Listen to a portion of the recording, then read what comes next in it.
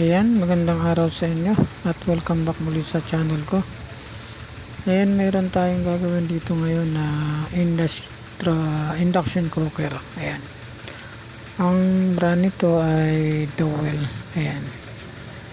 Ayan yung pinaka brand nya.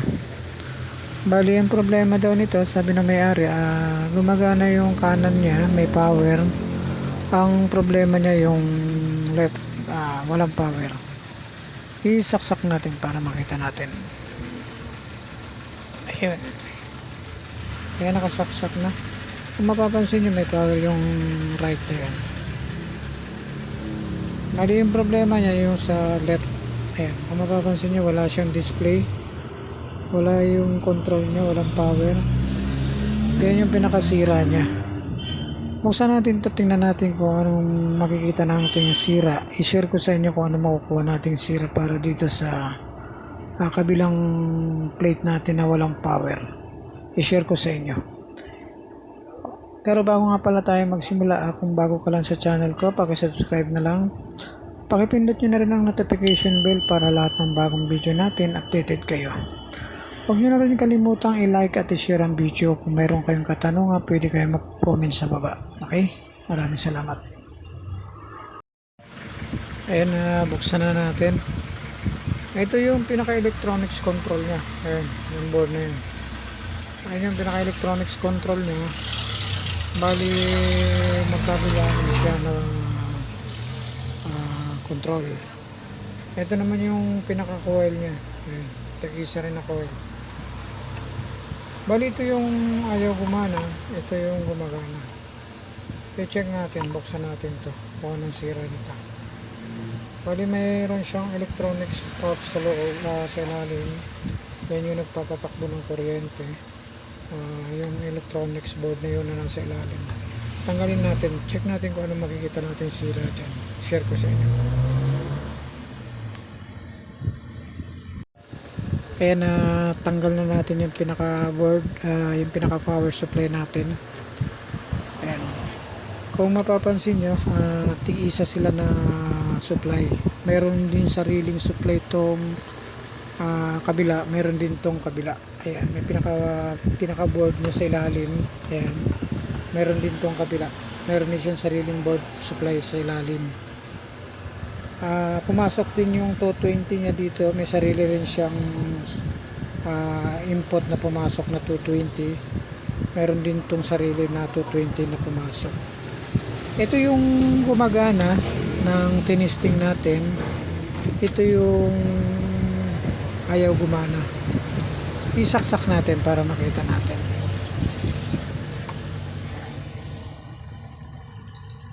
Kung mapapansin nyo, ayan, umiikot yung pan nitong kabila. Ayan. Ayan. Tingnan natin itong kabila.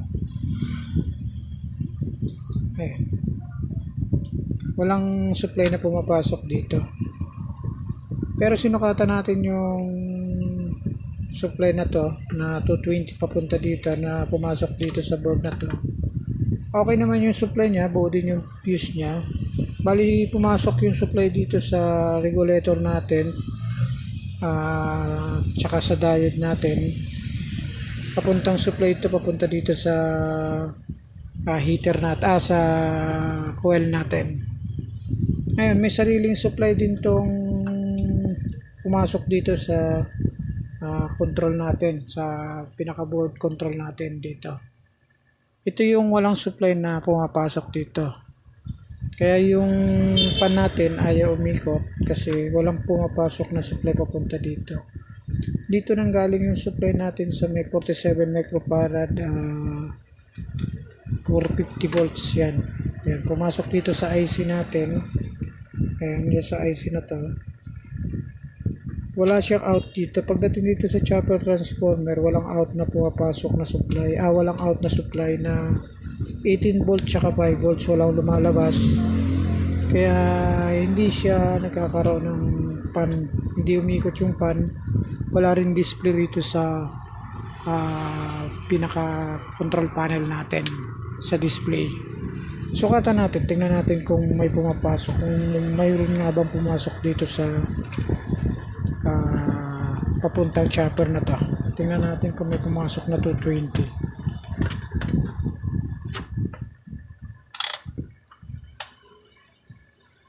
Dito sa regulator natin sa diode, buo to kasi kung sira to, puputukin yung fuse natin. Ibig sabihin, walang problema dito yung supply papunta dito sa coil natin. Ang problema natin, yung supply papunta dito sa 18 volts tsaka 5 volts, wala tayong, tsaka yung 12 volts, wala pumapasok dito.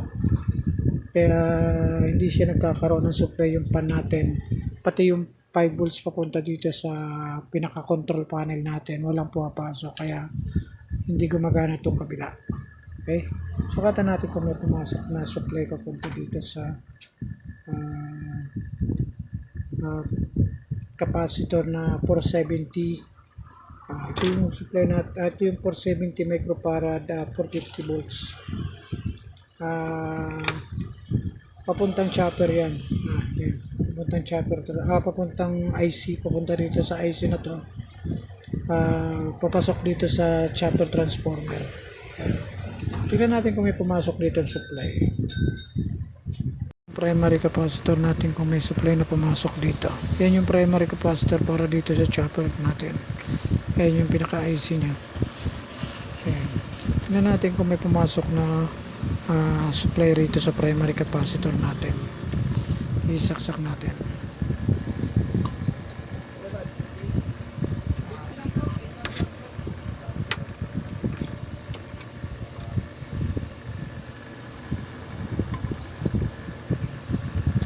Lagyan lang natin sa 250.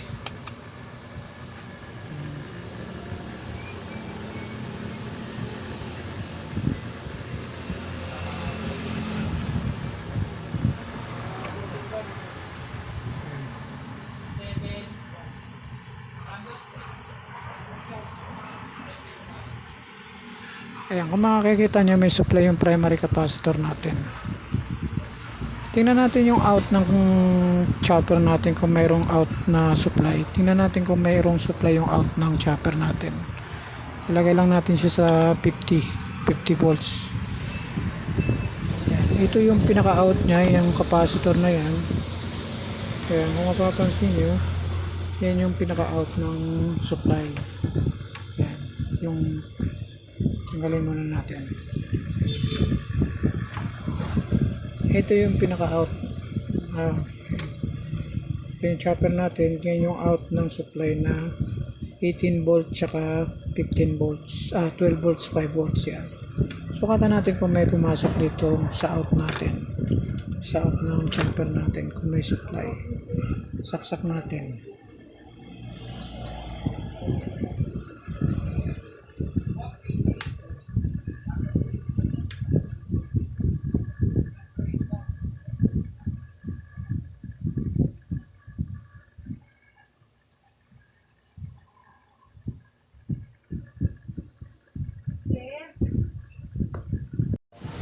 Wala siyang supply na uma-out dito sa mga filter natin sa secondary ng chopper. Dapat mayroon siyang supply dito sa output natin.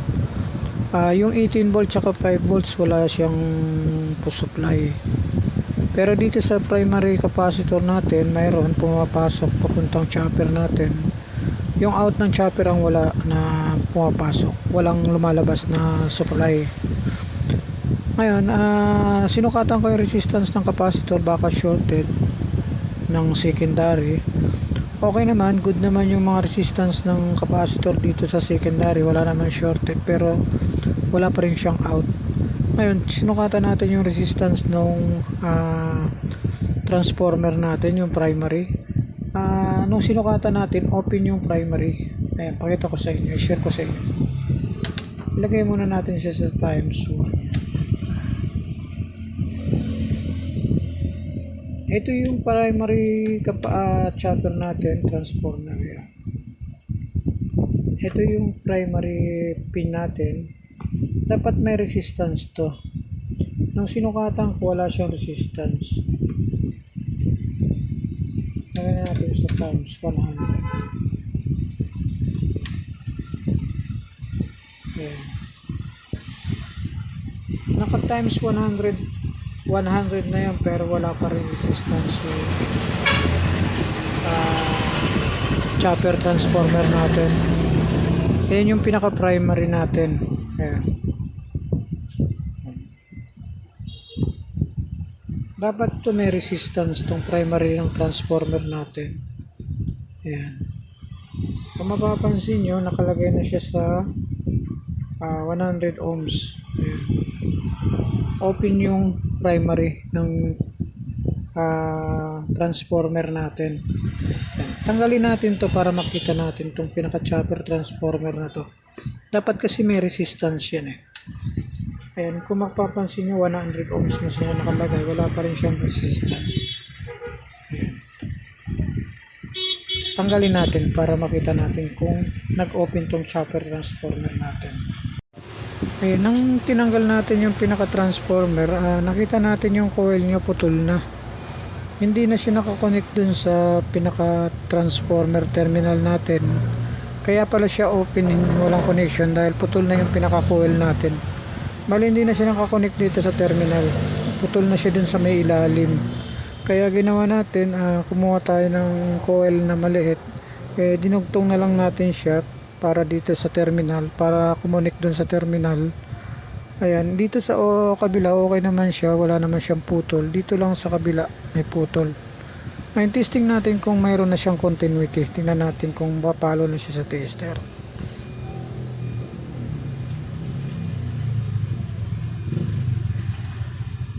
Ayun. Kung mapapansin nyo, pumalo na sa tester. Ibig sabihin, yun lang yung problema.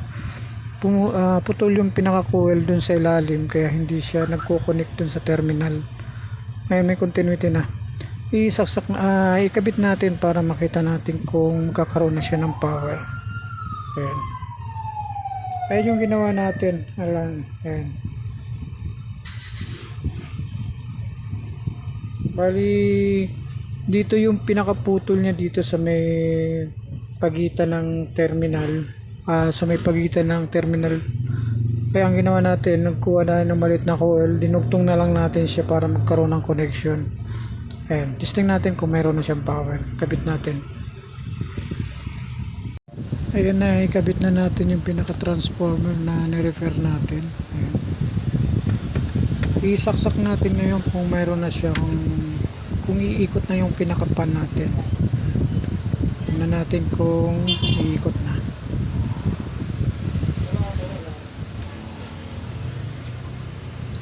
Ayun. Parehas na siya umikot. Tumikot na rin yung kabila. Ayan. I-check na lang natin yung voltahe kung normal na yung 5 volt tsaka 18 volts natin.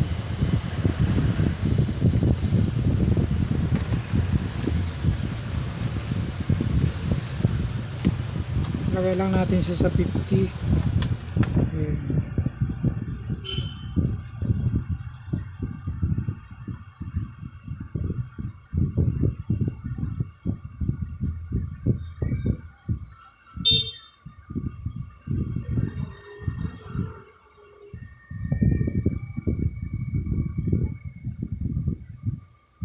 Ayun.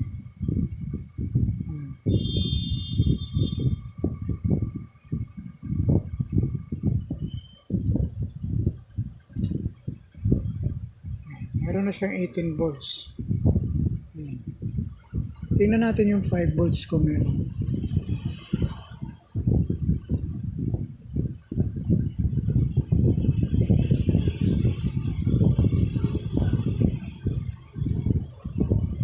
Okay.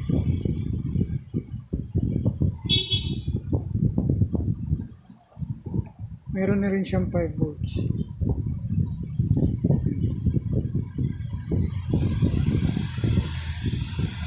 Meron na siyang 5 volts. Ibig sabihin magkakaroon na siya ng display ron. Pag kinabit natin yung control display natin, ibig sabihin magkakaroon na dapat siya ng display. Kasi meron na siyang 12 volts, 5 volts, and then meron na rin supply yung pan natin. Ikabit natin, i-assemble natin kung okay na siya. Okay. Ayan, na-assemble na natin. Testing natin para makita natin kung meron na siyang power. Ito yung walang power kanina, yung nasa left natin. Ito yung mayroon, ito yung good, yung nasa right natin. Isaksak natin. Ayun na. Kung mapapansin nyo, okay na yung power nya. Ayan. Kanina walang display tong kabilang ito. Ayun. Yun lang ang naging problema niya. Nag-open yung pinaka transformer na supply papuntang 18 volt tsaka 5 volts. Kaya wala siyang out na lumalabas dahil open yung primary ng transformer natin. Kaya ginawa natin, nirepair na lang natin, dinugtong natin yung naputol na pin, yung coil niya naputol, dinugtungan na lang natin, kaya ayan, na-repair pa natin. Okay, maraming salamat.